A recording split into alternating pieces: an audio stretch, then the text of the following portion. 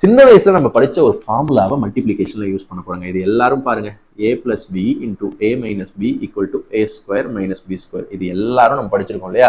S. But இது நம்ம மல்டிப்ளிகேஷன்ல use பண்ணிருக்கோமானா ரொம்ப கிடையாது. எப்படி யூஸ் பண்ணலாம் அப்படின்னா, எங்கெங்கெல்லாம் வந்து ஈக்விடிஸ்டன்ட் நம்பர்ஸ் வருதோ, ஈக்விடிஸ்டன்ட் நம்பர்ஸ்னா என்ன அப்படின்னா இந்த மாதிரி நம்பர்ஸ் நல்லா பாருங்க, நான் எழுதும்போது நீங்க கண்டுபிடிச்சிடலாம். இது ஒரு ஈக்விடிஸ்டன்ட் நம்பர். ஏன்னா இந்த 36ன்றது 30 விட 6 அதிகமா இருக்கு. இந்த 24ன்றது அதே 30 விட 6 கம்மியா இருக்கு. ஓகேவா?